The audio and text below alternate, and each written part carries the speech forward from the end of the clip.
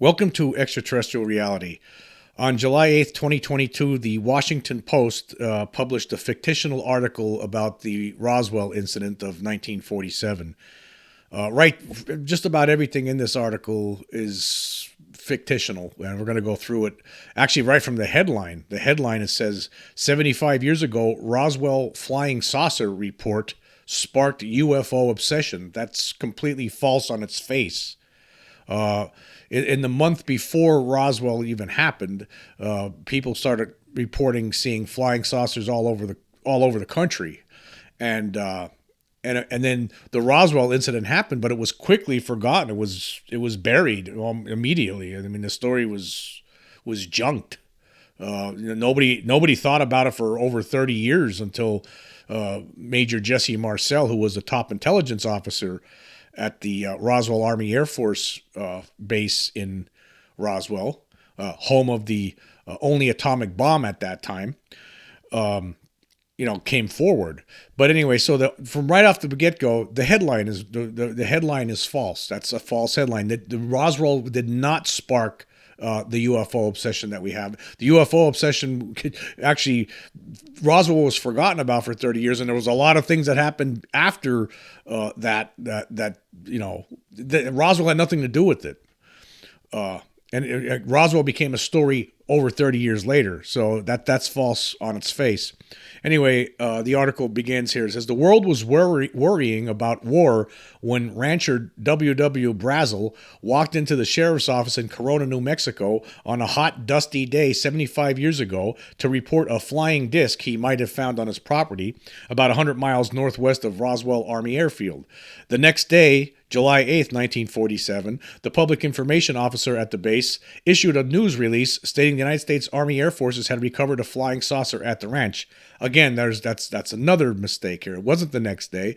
Brazel went to Roswell on the 6th of July, and him and Marcel and another officer from the Roswell base drove out to the spot where the ranch where Brazel had found this strange debris on the 6th, and they stayed overnight on the 6th, and then the 7th they looked at it. So that's false right there. Again, whoever wrote this article didn't do their research. Anyway, continuing with the article. While military brass quickly retracted the statement, it was too late. The legend of Roswell as the UFO capital of the world was already soaring, much like the countless bright objects many Americans claim to have seen in the sky that summer. Totally fictional. Totally false. That's a false statement. That's not what it wasn't already soaring. The whole Roswell situation was buried. Nobody talked about it for over 30 years. Not until Stanton Friedman had interviewed Jesse Marcel in 1978. So from 1947 until 1978, nobody talked about it. Okay, let's continue here. Again, this whole article is just. Again, this is what I've been talking about a lot of my podcasts. Is that the mainstream press, right? This is the kind of job they do, and it gets worse as we go along here. It says, the event that we know today as the Roswell incident gave birth to the modern movement of UFO sightings, along with the genre of alien science fiction. Again, that's completely, absolutely false. In the early 50s, movies like The Thing from Another World and The Day the Earth Stood Still, into as the whole entire 50s continued, there was all kinds of different science fiction movies, and none of them were inspired by Roswell because nobody knew about it. It was a blip on the radar in 1947. I mean, the Air Force said, "Oh yeah, we captured a flying saucer," and two hours later, they said, "No, it was a weather balloon," even though that was a lie. But the whole world forgot about Roswell. Except for the people that were involved. So nobody was basing any movies or from the 50s, 60s, and 70s on what happened in Roswell in 1947 because nobody even knew about Roswell. I mean, in fact, most people didn't even know about Roswell until the 80s. All right, let's go on here. And here's a quote from Roger Lanius, a historian and the retired curator of the Smithsonian's National Air and Space Museum. Now, for one thing, why would you go to this guy who has done zero research on the subject, right? Why would you go to this guy? It's unbelievable. It says, for centuries, people have seeing things they can't explain. In earlier generations, they referred to them as angels, demons, deities, or whatever. That changes with the scientific revolution, where people began to wonder if the points of light they see are alien in nature. And then the article continues. The fertile ground for Roswell was sown under the darkening mushroom cloud of the nuclear age. World War II had ended less than 2 years earlier, and the United States and Soviet Union seemed to be on the precipice of another global conflict. The term Cold War... Okay, now this stuff here is... this is based on facts, so yeah, okay, I'll give them the credit with a little bit of stuff here, okay? The term Cold War was coined by George Orwell in a 1945 essay and entered the modern consciousness when Bernard Baruch, an advisor to President Harry S. Truman, uttered it in a speech in the spring of 1947. Amid the heightened apprehension came the first news of flying saucers and the terms first mentioned in print according to the Oxford English Dictionary on June 24th. Media across the country reported that a civilian pilot named Ken Arnold said he'd spotted bright objects streaking across the sky at supersonic speeds near Mount Rainier in Washington. Some officials suggested the fast-moving lights might have been rockets or jets being tested by the military. Nonetheless, public hysteria erupted over the next few weeks, with more than 800 similar sightings being reported across the country, many of them deemed, quote, copycat, end quote, events by law enforcement and military officials. Again, this is all nonsense. It's all, to say, okay, some officials suggested the fast-moving lights might have been rockets or jets being tested by the military. Okay, they weren't rockets or jets tested by the military, okay? Anyway, let's consider. Here's another quote from Lanius. When Ken Arnold sees this stuff, it's told in an overblown tabloid way. It gets hyped up in the press and builds from there. If the present doesn't tell you that Americans love conspiracies, I don't know what does. It wasn't any different in 1947. Again, this is just pure nonsense from Lanius. This is nonsense. This is absolute nonsense. The guy was a credible witness to some weird objects that were floating around that he saw flying, at supersonic speeds over Mount Rainier. And the image, what he saw, they didn't have any. They weren't planes like as we know them. They were. They skipped like saucers, like if somebody threw a saucer across water. But anyway, this guy obviously he thinks that it's according to Lanius, this expert on UFOs here. He's not an expert, obviously. Again, the Washington Post is going to somebody who has no idea what he's talking about, right? Doesn't understand the history. Obviously hasn't read into this at all, right? Just has come to his own conclusions on this. Because he's reasonable. He's a man who stands by reason.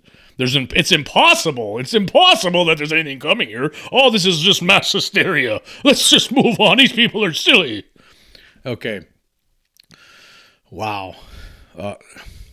When Ken Arnold sees this stuff, it's told in an overblown tabloid way, Lanius says. It gets hyped up in the press and builds up from there. If the president doesn't tell you, blah, blah, blah. Okay, we already read that. While all this was happening, an unsuspecting Brazel was tending the sheep and cattle on his New Mexico ranch. With no radio or newspaper, he was isolated from the outside world. Okay, that's true. Okay, that part's true. The rancher gave little thought to the unusual debris he found scattered around his pastures. How do they know he gave it little thought? How do you know that? I mean, this is just how does this reporter know that Brazel didn't give much thought to the unusual debris? He gave it a lot of thought. He gave it so much thought that he drove 75 miles into Roswell to complain about it because it was all the sheep wouldn't cross that part of the pasture because all the debris was there, and he had to walk them around in this long roundabout way. No, he was very concerned about it. So obviously, again, this whoever wrote the guy who wrote this, let's look it up here, Dave Kindy, right? He doesn't know what he's talking about. He hasn't. This guy, he doesn't know what he's talking about. Okay, because obviously he hasn't done any research on it. So he hasn't read a book about Roswell. He hasn't read anything. He hasn't done any serious kind of research. He just wrote this thing half cocked. And the Washington Post actually printed it, and they're supposed to be so great on, with their, research and whatnot. But obviously, they're not. Okay. On July 5th, Brazel headed into Corona on a Saturday night and learned what everyone else had been talking about. He began to wonder whether there was a connection. On Monday, he gathered up the strange material and traveled back into town to inform local officials of his discovery. The sheriff visited Brazel's ranch, then contacted the military. That's not true. That is not true. The sheriff didn't visit Brazel's ranch. Brazel drove into Roswell on July 6th, right? Showed the sheriff the stuff. The sheriff said, I don't know what to do, but you better contact the Army Air Force Base. So where did he get this from? Lanius. Okay, anyway, let's continue. The debris was transported to Fort Worth Army Airfield in Texas, where military experts proclaimed it was from a crashed weather balloon. Again, that's completely not true. That is not true. The debris that Brazel brought in with him was transported directly to the Pentagon.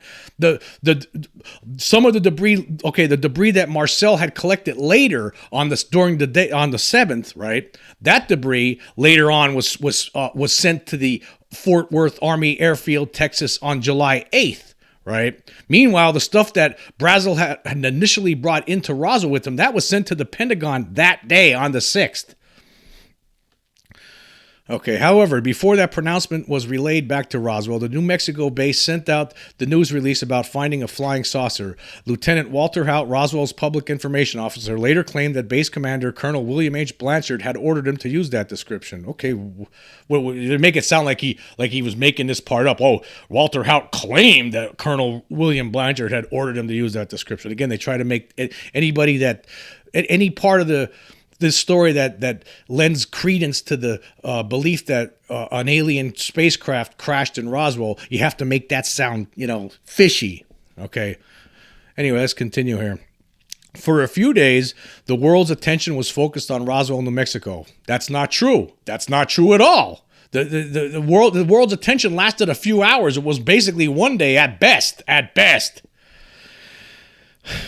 But most people seemed satisfied with the military's explanation, and the story quickly faded. I just thought, I could have sworn I read in the headline that this sparked the entire whole UFO discussion that everyone's been concerned about for the past 75 years. But then you admit that the story quickly faded. I don't get it. Now there's contradictions here, actually contradictions between the headline and the article. All right, let's continue here. It would not blow up again until 1978 when the National Enquirer ran an article about the incident. Okay.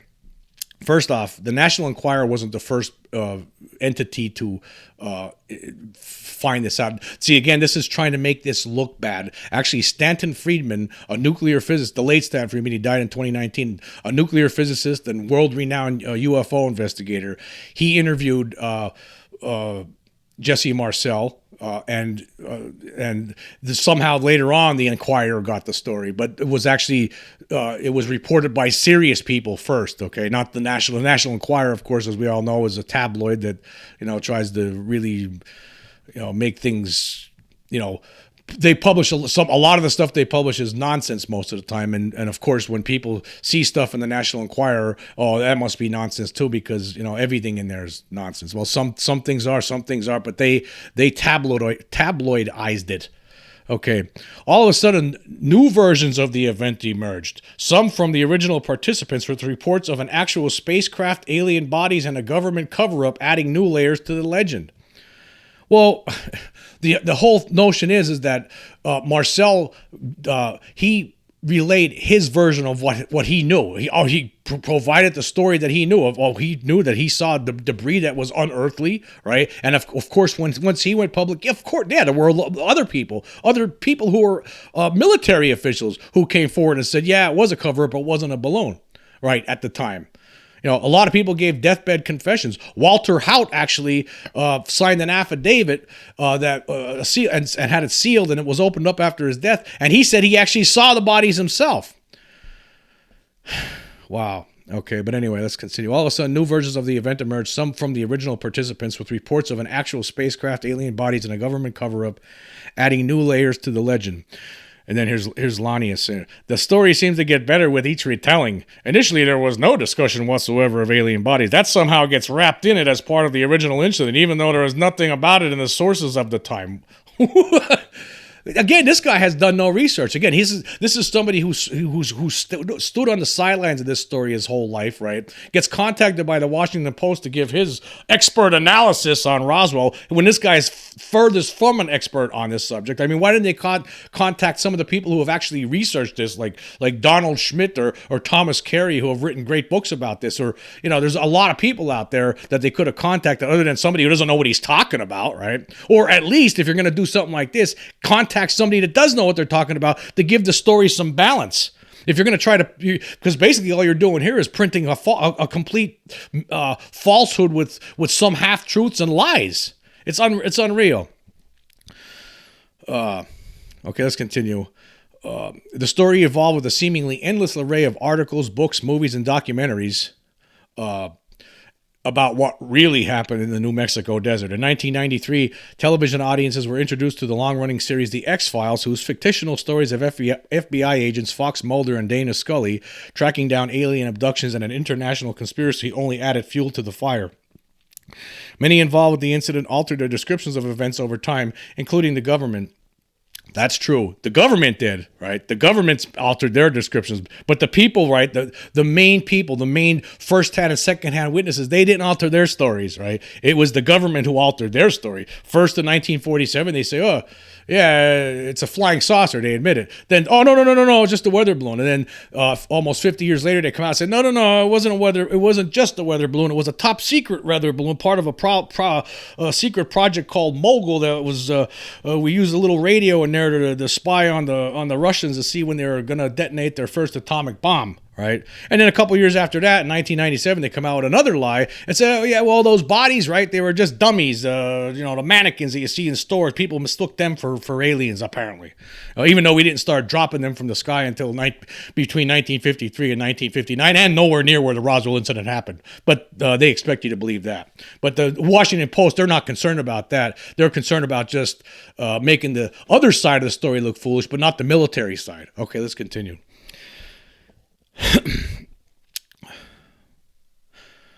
When the Army Air Forces retracted its first statement, it was less than forthcoming about the debris origins, likely because it was hiding a secret. The weather balloon was a cover story, Lanius said. The best evidence suggests that this was a Project Mogul listening device that they recovered pieces of. That's not the best evidence. Lanius is saying that the best evidence is it's a Project Mogul device. So basically, the rest of his statement should stay. What he's really trying to say to people here, right? He's trying to say that the Project Mogul listening device, the top intelligence officer, right, among others, but we'll just stick with Jesse Marcel. The top intelligence officer in Roswell drove 75 miles to this ranch, saw this material with the strange writing on it, and strange material that was as thin as the aluminum foil in a pack of cigarettes that couldn't be bent or broken. Right? There was other material that some other people had handled that would be like aluminum foil. You could crumble it up and straighten it out in your hand. Right? And he's saying that, but what he's saying here is basically someone like Jesse Marcel, the top intelligence officer at the Army Air Force field in 1947, mistook a weather balloon, right, for something. Like he made a mistake. He couldn't recognize what a weather balloon looked like, right? That's basically what that's the whole. That's ridiculous. That's what they're trying to they laid a stinker onto the American public, the government, and then you have useful idiots like Lanius here. This guy's a useful idiot for the Washington Post. Washington Post should be ashamed of this story. You should be ashamed of this story. Anyway, then it gets into Project Mogul, right? I've got to hear this nonsense again. Just keep in mind, too, there were no witnesses to a balloon. And, of course, in the famous pictures from 1947 when the Air Force changed the story, Marcel later reported that he was forced to go into a room and pose with obvious weather balloon material, the neoprene rubber, holding it up in a picture where you can see a forced smile on his face. It's a famous picture, of course, right? And then years later, he comes out in the late 70s and says that's not what I brought in to Texas that night. They made me pose with that, and they told me not to say a word. Basically, they were covering it up. They didn't show the press the real material. All right. Project Mogul was a military program designed to intercept Russian radio messages via high-altitude balloons, which would eventually deflate and fall to the Earth. Several crash sites have been identified around the country. Okay, crash sites. Crash sites. Balloons don't crash. That's another error here on whoever wrote this guy who wrote the story. In 1994, a U.S. Air Force report identified the top-secret project as the likely source of the debris found in New Mexico. Lanius said the UFO sightings of the summer of 1947 were the result of a world consumed by fear of an apocalypse. Now, how does he know this? He doesn't know that. That's not true. That's just not true. Because UFOs had people start seeing them in 1947. They saw them in 1948, 49, 50, 51, 52, 53, 54, 55, so on and so forth and so on and so forth, all the way right to now, to 2022. We're still seeing them. In fact, the Pentagon has just admitted 5 years, that started to admit that over the past few years, that some of these objects, they have no explanation for. It's apparently some sort of slow disclosure that we're seeing right now. Anyway, let's continue with this absurd article, which surprisingly is in the Washington Post. I mean, they would be best just to stay away from this kind of stuff. If they're not going to report a factual article, a factual story, well, why even bother? Why throw this bag of vomit onto the public? All right. Here's a quote from the expert Lanius. Okay, just in the United States between 1947 and 1960, there were a total of 6,523 UFO reports. He says there seems to be a direct tie between public perception of the reality of space travel and these UFO sightings. I am convinced that the rapid rise in the number of UFOs reported in the early Cold War era was the result of heightened tensions as everyone watched the skies for warning of a nuclear attack. That's just an opinion, and you know what they say about opinions. You know, everyone has one. You know. Okay. But even if the Roswell incident could be explained by a military program, subsequent events in the skies remain a mystery. On July 19th, 1952, almost exactly 5 years after Brazel reported the strange debris on his ranch, a series of UFO sightings occurred over Washington, D.C. Airline pilots reported seeing flashes of light streaking across the sky, and radar operators were perplexed by fast-moving blips on their screens. The Air Force scrambled just to intercept the objects, which disappeared and never returned. The event 70 years ago has never been explained. As the poster in Mulder's office in the X-File reads, I want to believe. Okay, see, again, they treat it as a joke. I mean, finally, at the end there, the final paragraph, at least the reporter, you know, but why would you go to a guy like this Lanius, right? Why would anybody, I guess if you're at the Washington Post, I expect more from the Washington Post. Why would you pick this guy, right? Just because he was somebody that was at the Smithsonian, a retired curator of the Smithsonian's National Air and Space Museum. Why would you? Well, that guy has nothing to do with this story. He hasn't investigated. He hasn't written any books about this. He's just making up stuff. You know, you went to him. Oh, who should I contact for this story? How about the guy this retired curator, right? I know he didn't do anything. He never done any research on this. So instead of like, why didn't you contact somebody that did research? How come that's always? How come those people are treated like fools, basically? And you can't. People who actually get their hands dirty looking into this, they get treated like idiots, right? But this guy, oh boy, Roger Lanius, he's our man. He'll bring this whole thing together. This story is all nonsense. This is a lie. Total, absolute bullshit. For the most part, you know, I'd say there's a smidgen of some truths in there, and then there's some half truth, and then there's a lot of stuff that's not factual, and there's some lies in there, and then some misinformed comments from Lanius. This story gets a grade F, and it's a shame. It's in the Washington Post now. You know, I'll leave a link in there. You know, usually this stuff is paywall blocked. For some reason, I guess I didn't look at the Washington Post for a little while, because usually I get blocked. You know, there's a paywall that prevents me from reading the article. But today, luckily, no paywall stopped me from looking at this. And I'm actually, in a way, I'm sorry. I wish the paywall was there today. It's unfortunate. If the paywall was there, then I wouldn't be here talking, and it would have been better for me. It would have been better for everybody, probably. But unfortunately, we have to bring this up because here, 75 years later, you could see the press is still doing a terrible job when it comes to Roswell. That's the point. Terrible Terrible. This gets, again, hey, Dave Kindy, you get an F. F. You have a one source article here from some guy who didn't look into this. F.